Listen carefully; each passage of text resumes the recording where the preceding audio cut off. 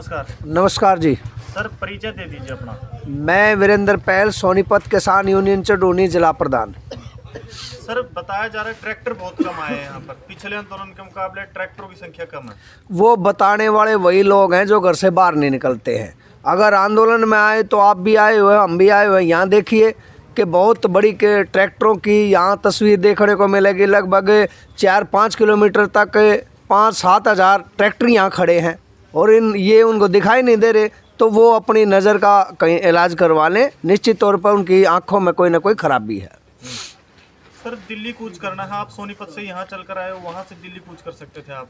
हम बिल्कुल कर सकते थे, लेकिन जब हमारे को लगा कि जो खनौरी बॉर्डर पर पंजाब में या शंभू बॉर्डर के ऊपर किसान हमारे साथी बैठे हैं, तो सरकार उस पवित्र आंदोलन को कहीं ना कहीं अफवाहें और भ्रांतियां फैला करके उसको तोड़ना चाहती है। उसके प्रति लोगों में नकारात्मक बातें पैदा कर रही है कि वो खालिस्तानियों का आंदोलन है।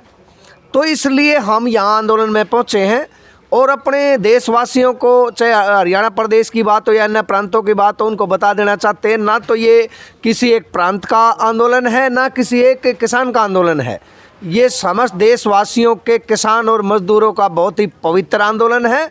और हम जब ये खनौरी बॉर्डर पर पंजाब में बैठा है तो सरकार, आरएसएस के लोग और बीजेपी के लोग इसको खालिस्तानियों का आंदोलन बता देते हैं, और जब यही आंदोलन हरियाणा के अंदर चला जाता है तो इसको जाटों का आंदोलन बता देते हैं। तो इस साजिश को नाकाम करने के लिए हम अपने भाइयों के साथ कंधे से कंधा मिला करके यहाँ बैठे हैं।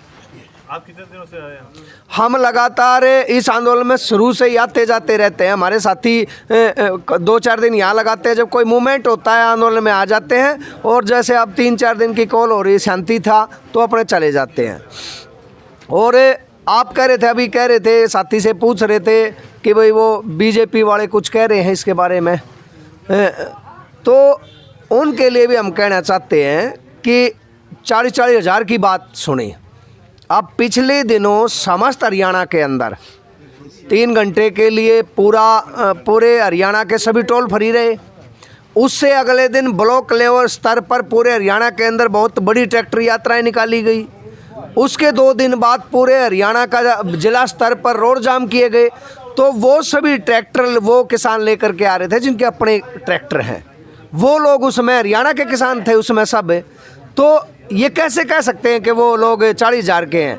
ये बिल्कुल जाहिल बेहुद्दे लोग हैं, और इनसे अपेक्षा और उम्मीद भी हम क्या कर सकते हैं।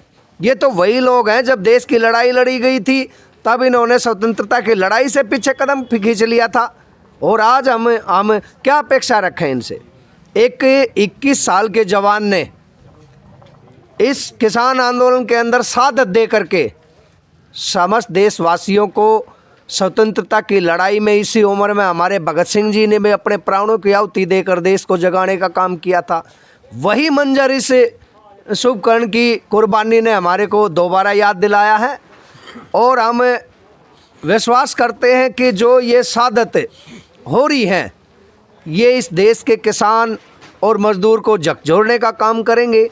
अफवाहों में ना पड़ के इस आंदोलन की गंभीरता को समझेंगे, और उनको ये पता चलेगा कि सरकार जहरीली गैस छोड़ करके किसान मजदूरों का जो शांति प्रिय आंदोलन है उसमें उनका गला घोटने का काम कर रही है। तो उसको मजबूत करने के लिए निश्चित तौर पर आने वाला जो यहाँ पर सूरत होगी वो बहुत ही बड़ी होगी, और बहुत मजबूती के साथ किसान अपनी मांग को लेकर आगे बढ़ेंगे।